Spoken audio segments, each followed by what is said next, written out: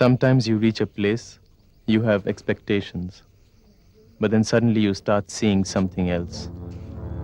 At first I saw colors. I had thought ours wore red and theirs wore green, but instead ours were in blue and theirs were in red. I'm on the border of India and Pakistan. And it's odd, but I never imagined I would react to colors. But then sometimes the colors of the mind tend to suddenly fly out.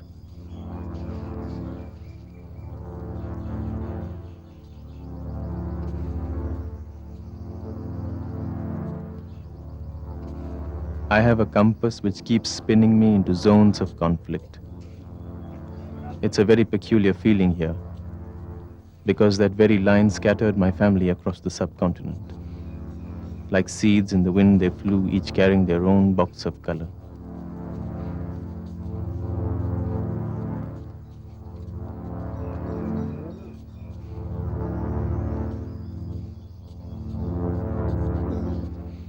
Now I wonder who is watching.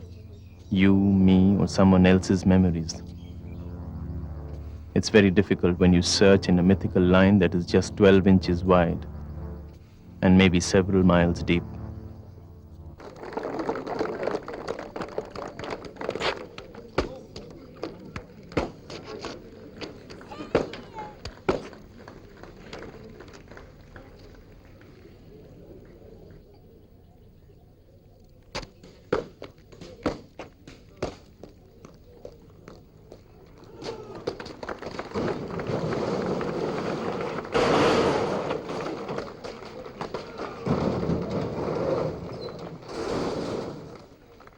"1947, one division and the doors of several individual souls slammed open.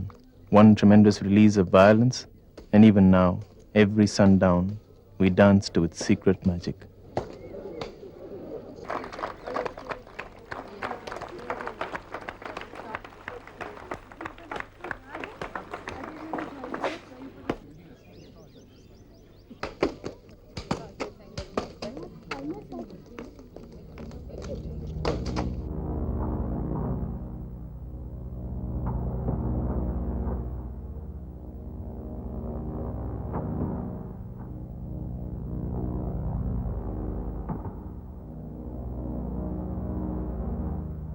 As I watch, I remember an interesting report called the Disorders Inquiry Committee Report 1920. "I take it, Mr. Gandhi, that you are the author of the Satyagraha movement," began Lord Hunter in that report. Gandhi replied, "Yes, sir. Your Satyagraha doctrine, Mr. Gandhi, as far as I understand it, involves the pursuit of truth. And in that pursuit, you invite suffering on yourself and do not cause violence to anybody else." "Yes, sir. But however honestly a man may strive in his search for truth, his notions of truth may be different from the notions of others. Who then is to determine the truth?" "The individual himself will determine that, sir." "Different individuals will have different views as to the truth. Would that not lead to confusion?" "I do not think so, sir. But honestly striving after truth will differ in every case. That is why, sir, the non-violence part was a necessary corollary. Without that, there would be confusion and much worse."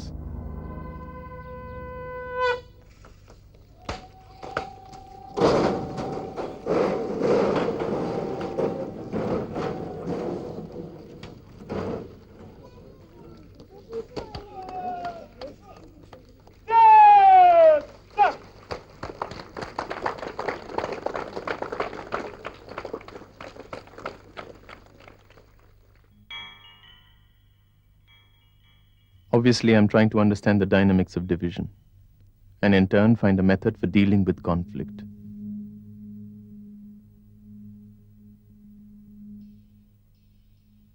I do not have a problem with division. Divisions will arise, but when violence occurs, an inevitable logic begins that keeps pushing its way ahead, and very soon, it's completely beyond your reach.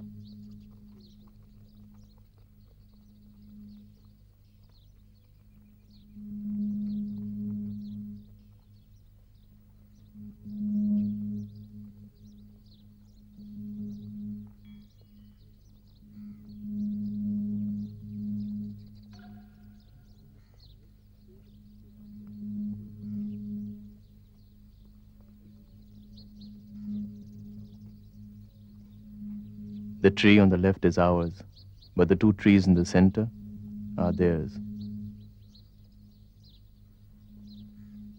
Do you know of a way to relate to wheat fields with gigantic transparent walls? On the outside and in the inside.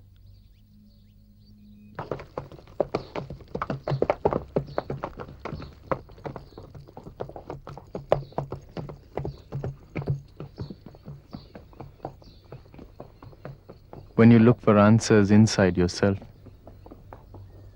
deep inside you discover particles with different truths, and in the clash of their haughty orbits probably lie the roots of violence. You could have your position, and you could be armed with your truth. But what happens if you instead start arming your truth?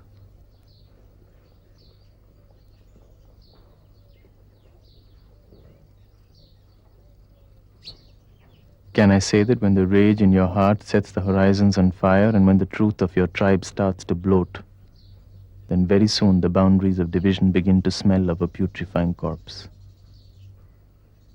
In between the lines, you will keep finding the body of a man trying to cross over.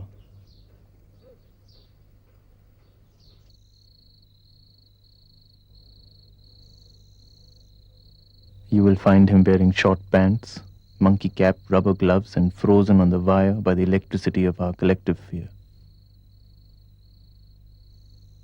He will be stuck there, over and over again in the early hours of almost every foggy morning. Only the butterflies and birds are free to fly across, and even sit safely on the wires, as they do not earth the circuit.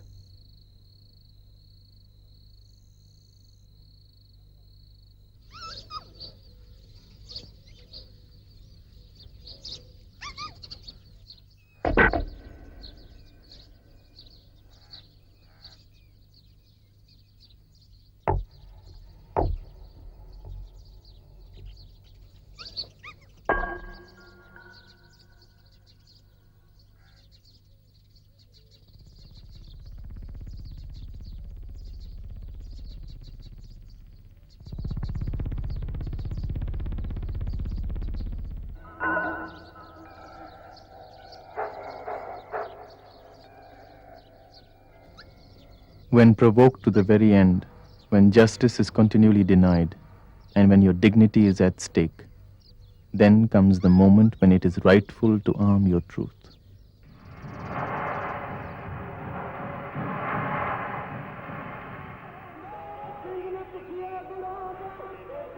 It is true that our own pain can be the greatest teacher, and the answers probably lie in my heart. But to understand, I have to travel through the hurt of others and the institutions that have arisen from their sorrow.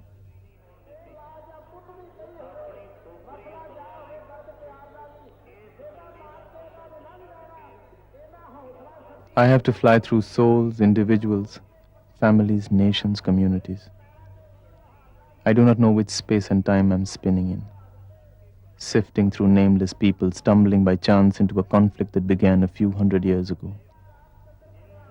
I'm here at the very place where a community was forced to take up arms in defense of its identity.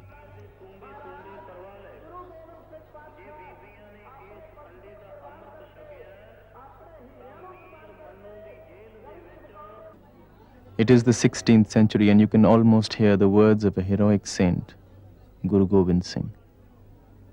Responding to the atrocities of a Mughal emperor, he said, "When all avenues have been explored, all means tried, it is rightful to draw the sword out of the scabbard and wield it with your hand."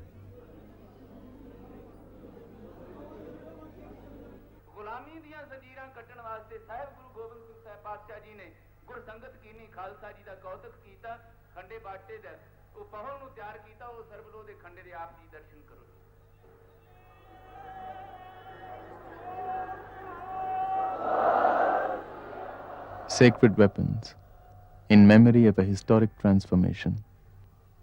Face to face with brutality, With no room for conversation, overwhelming pain can very easily turn into the fury of resistance. In this space, I cannot search for the line between legend and reality.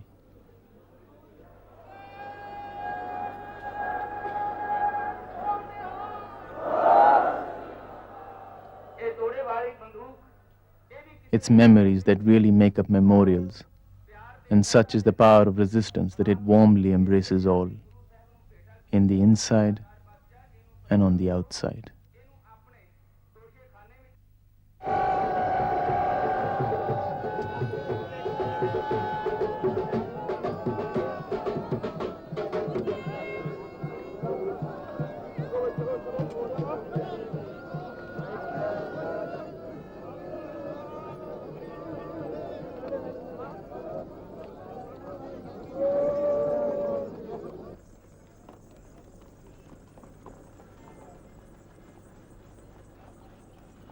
When the enemy was defeated, temple bells began to suddenly ring on their own. People waited all night, and then a little magician arrived in the morning. The entire town woke up in a thrill. The doors of several souls slammed open. A call for resistance flew down through the mountain passes. I had never felt time could race back and forth so fast.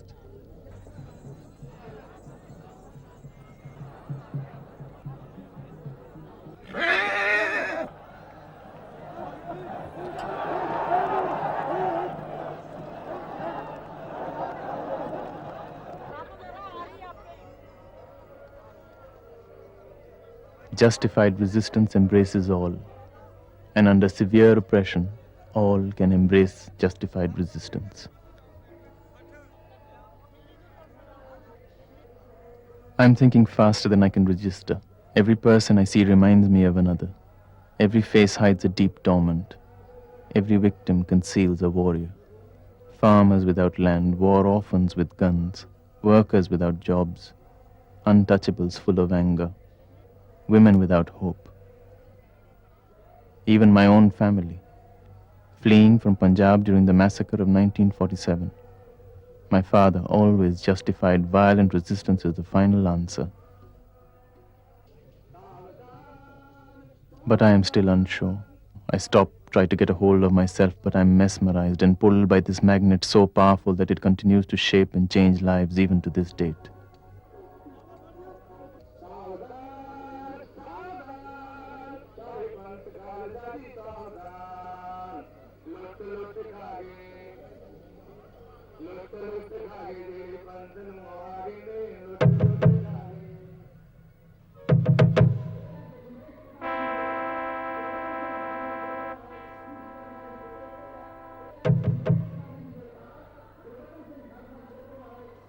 Victims and martyrs, the list is as old as time, and so is this immortal power that disregards completely both time and civilizations.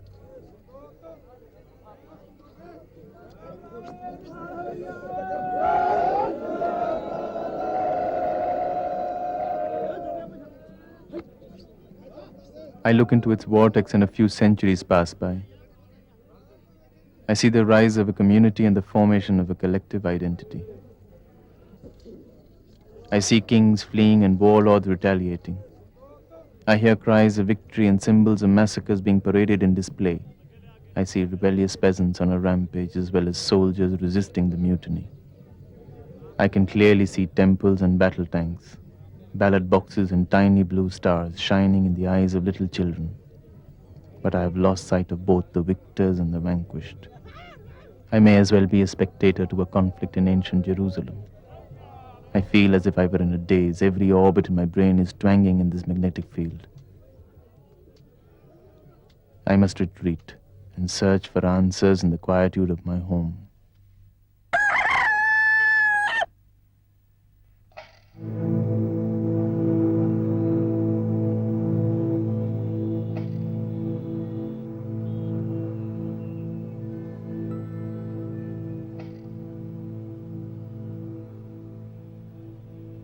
I remember an entire summer reading Tolstoy's War and Peace. I kept reading just so that I wouldn't snap back into my own reality. Then I learned that Gandhi was so impressed by Tolstoy that in South Africa he named the first home of the Satyagrahis Tolstoy Farm. Gandhi believed that Tolstoy had a lot to teach the world about non-violence. But then several years later I read about the painful experience of his wife, Sophie, as she described the psychological and physical abuse that she suffered for years in her relationship with Tolstoy, the man for whom she bore 13 children.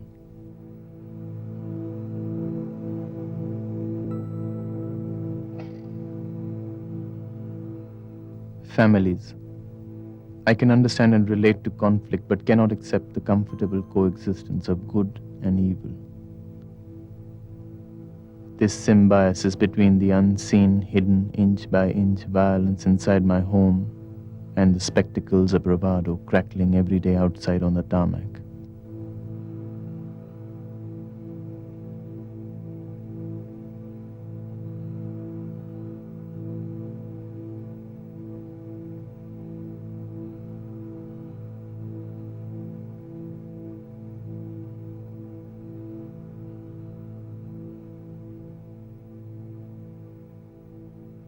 Families, a huge inner world, a series of unspoken stories. I remember my mother telling me about women during the partition.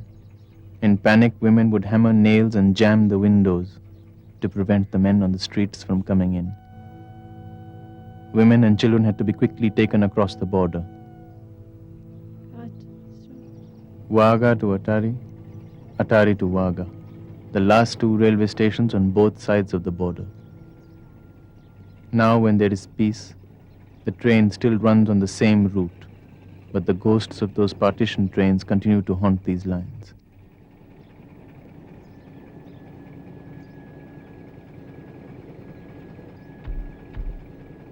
Families, dead or alive, packed in trains, fleeing in anger and sorrow. One flash of violence, and they all suddenly became refugees. Even though the years have passed, I keep dreaming a mixed-up dream about my mother with a hammer and a nail but with no windows. When there's violence inside your own home, where do you escape?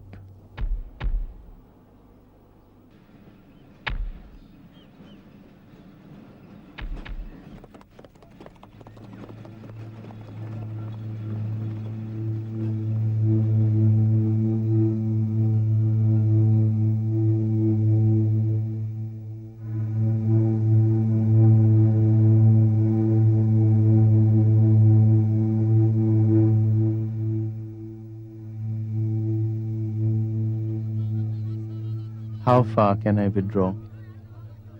I can get scared, but I'm not a coward.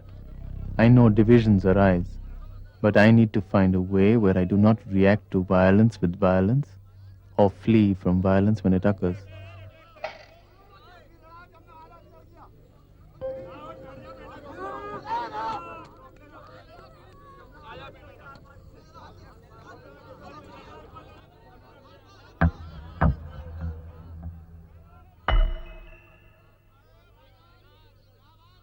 Every conflict has its own set of actors that keep changing, and there is no sense in getting stuck with any specific identity.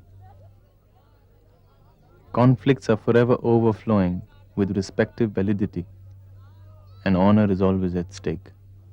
Every individual edge is a precipice, and every move is always watched. But I need to find answers that work for almost every kind of conflict.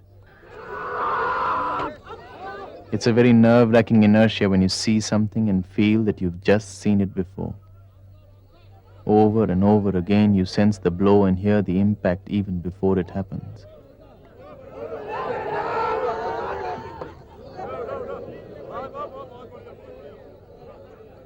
Regardless of race or community, almost as if we are on the sands of an ancient city. All of us, children of impulses, playing games with the aggression of our ancestors and unable to deal with our different egos. Or maybe it's simply about cleansing your soul of toxic energies.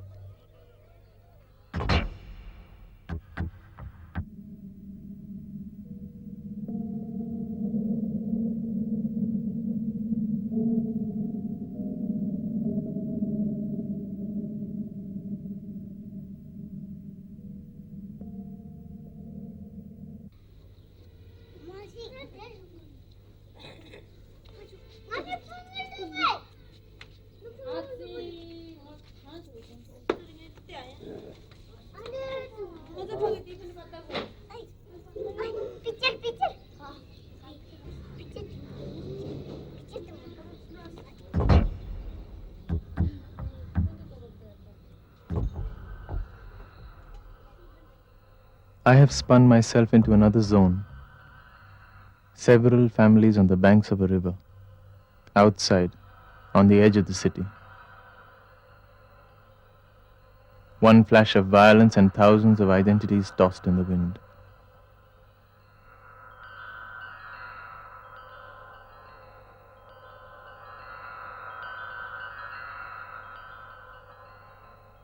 It's like a frontier town here, a Tibetan refugee camp, pushed to the outer limits and strangely sharing a wall with an observation home for destitute boys. For some reason, all the margins have snuggled together, and I wonder if I'll find wisdom with those who are forced to seek refuge.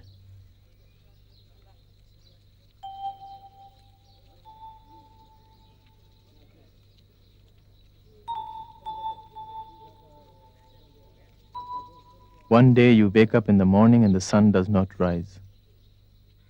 You look around and there is complete silence. You ask a question and nobody replies. You stare and the world moves like it was blind. Only the kids, with their big eyes, keep soaking in everything.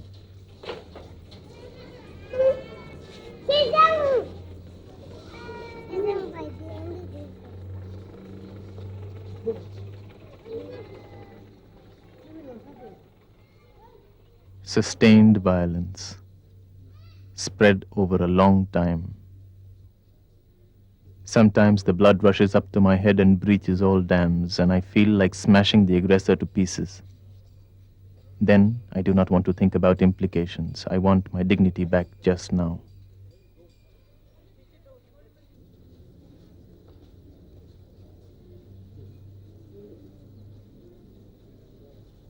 So I asked an old monk a direct question.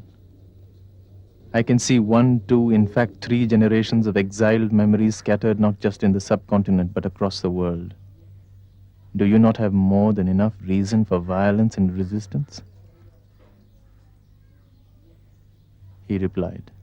When all the monks looked into their heart and in their pain for a way out, they said to themselves, whatever be the way, I must not return pain for pain, evil for evil.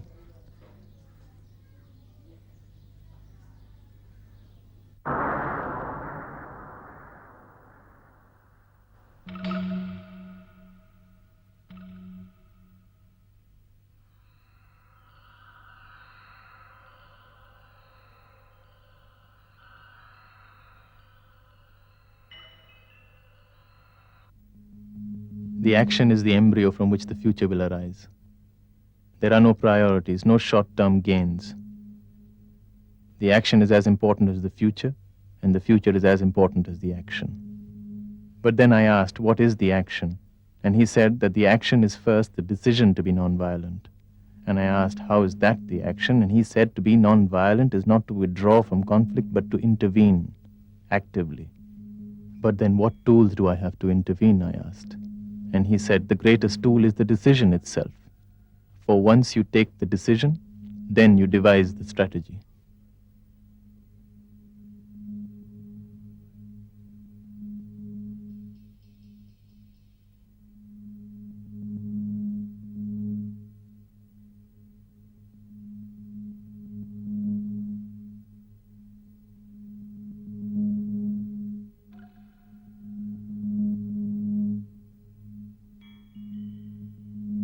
The non-violent decision calls for an extreme position where violence is understood, sometimes even excused, but never ever justified.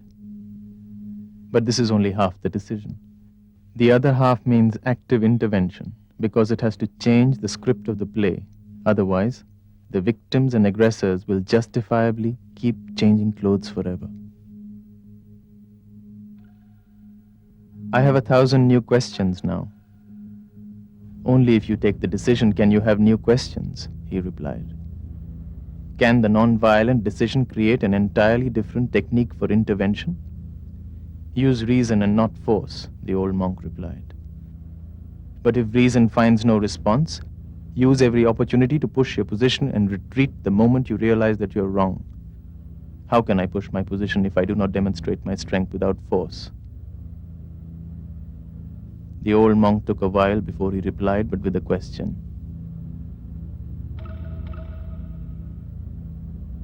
Can you find a way to persuade your opponent to retreat and at the same time genuinely enhance the dignity of the opponent?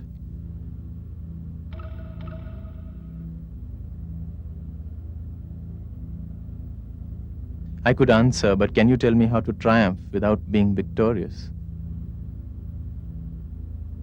By showing that you're prepared to die for your cause, but without destroying your opponent, he replied. How can I be so deeply committed without believing that I hold the absolute truth? You can, because your absolute truth is in fact the relativity of truths, and it can only be achieved by perfecting the art and practice of nonviolence.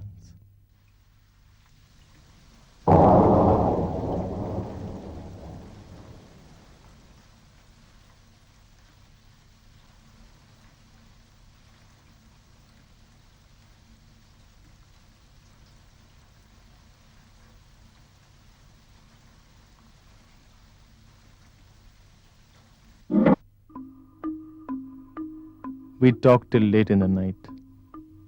And then he asked me to name the place from where I started my journey.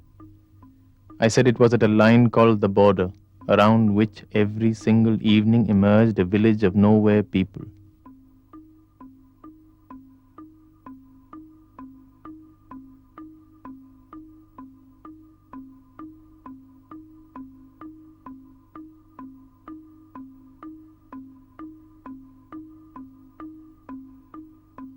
The faces changed every day, but they always celebrate a strange ritual of separation.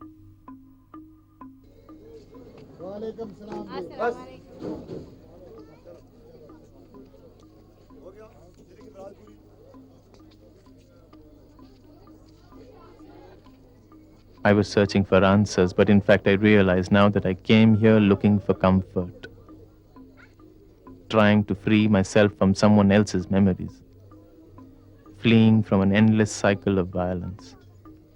Maybe I was destined to come back here, between these two gates.